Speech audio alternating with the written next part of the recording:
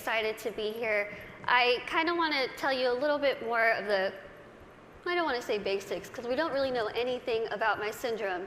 I was born with this very, very rare syndrome that only 2 other people in the world, including myself, that we know of, have.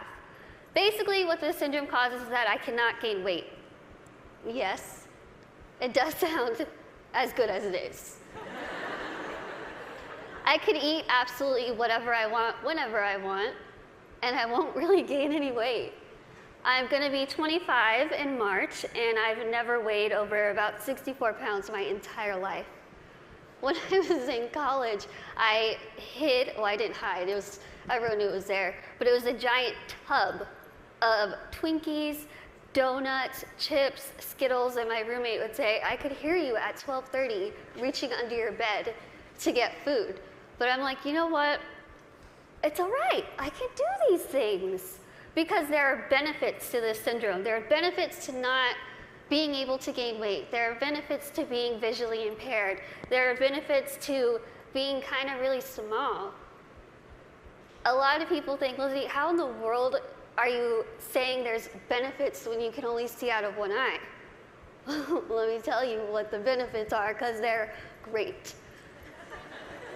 I wear contacts, half off contacts. When I wear my reading glasses, half off prescription.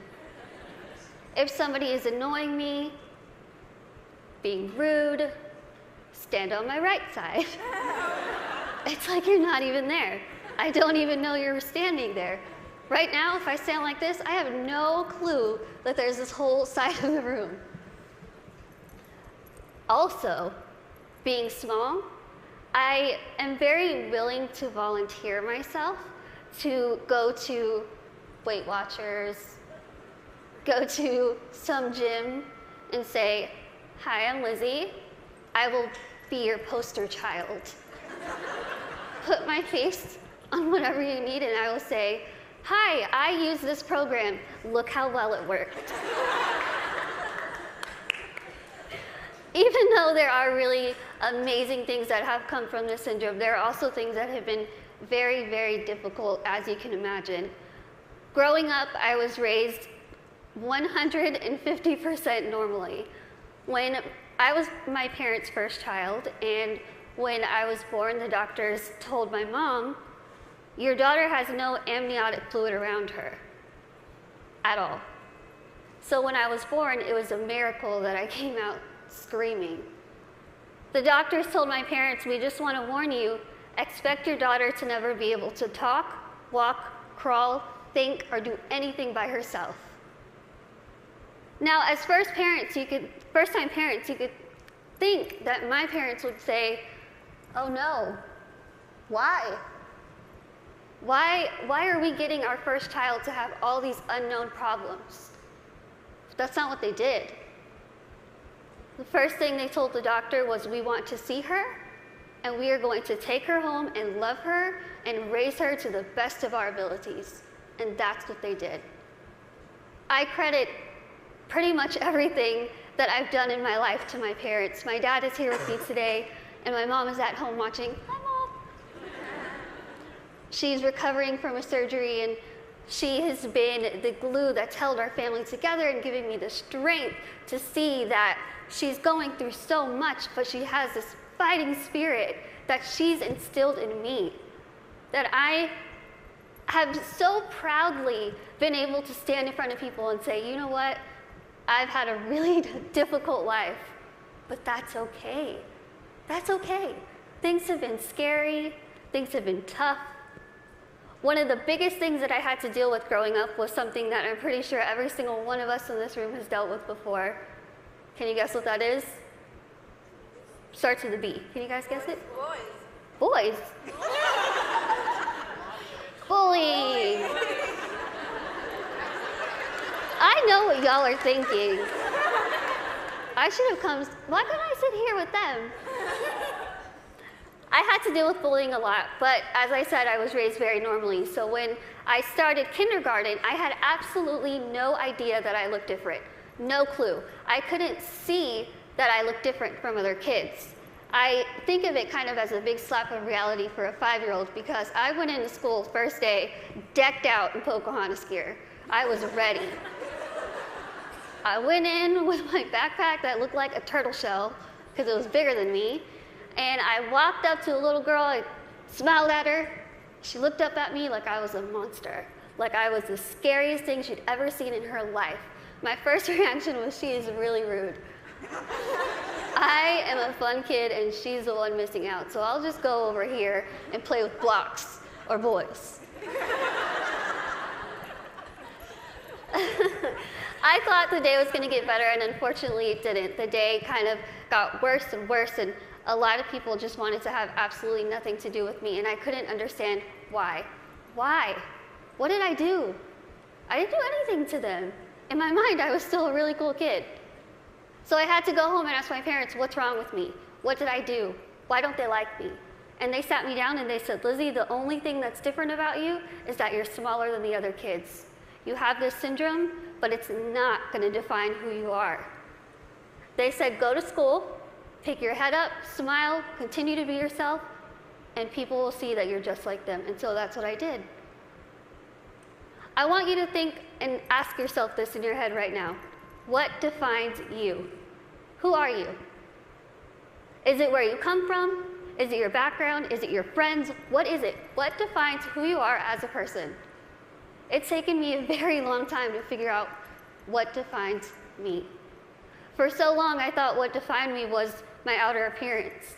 I thought that my little tiny legs and my little arms and my little face was ugly.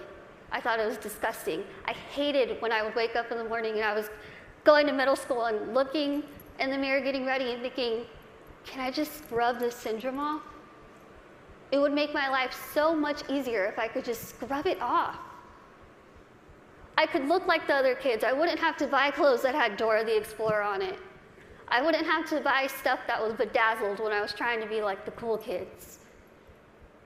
I would wish and pray and hope and do whatever I could to pray that I would wake up in the morning and I would be different and I wouldn't have to deal with these struggles. It's what I wanted every single day, and every single day I was disappointed.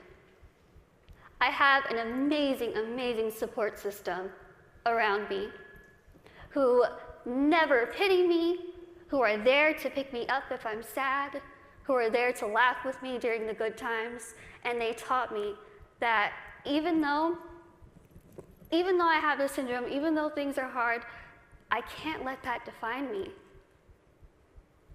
My life was put into my hands, just like your lives are put into yours. You are the person in the front seat of your car. You are the one who decides whether your car goes down a bad path or a good path. You are the one that decides what defines you. And let me tell you, it could be really hard to figure out what defines you. Because there are times where I would just get so annoyed and frustrated, and I don't care what defines me. When I was in high school, I found a video, unfortunately, that somebody posted of me, labeling me the world's ugliest woman. There were over 4 million views to this video, 8 seconds long, no sound, thousands of comments. People saying, Lizzie, please just do a world a favor, put a gun to your head and kill yourself. Think about that. If people told you that, strangers told you this. I cried my eyes out, of course, and I was ready to kind of fight back, and something kind of clicked in my head, and I thought, I'm just going to leave it alone. I kind of started realizing that my life is in my hands. I could either choose to make this really good, or I can choose to make this really bad. I could either be grateful and open my eyes and realize the things that I do have and make those the things that define me. I can't see out of one eye, but I can see out of the other. I might get sick a lot, but I have really nice hair. Thanks. You guys are like the best little section right here. Why did you lose my train of thought? Okay, where was I? Hair, okay, thinking. Okay, so I could either choose to be happy or I could choose to kind of be upset with what I have and still kind of complain about it. But then I started realizing, am I gonna let the people who called me a monster define me? Am I gonna let the people who said kill it with fire define me? No. I'm gonna let my goals and my success and my accomplishments be the things that define me, not my outer appearance, not the fact that I'm visually impaired, not the fact that I have this syndrome that nobody knows what it is. So I told myself I'm going to work my butt off and do whatever I could to make myself better, because in my mind, the best way that I could get back at all those people who made fun of me, who teased me, who called me ugly, who called me a monster, was to make myself better and to show them, you know what? Tell me those negative things, I'm going to turn them around, and I'm going to use them as a ladder to climb up to my goals. That's what I did. I told myself I wanted to be a motivational speaker, I want to write a book, graduate college, have my own family, my own career. 8 years later, I'm standing in front of you, still doing motivational speaking. First thing, I accomplished it. I wanted to write a book. In a couple weeks, I will be submitting the manuscript for my 3rd book.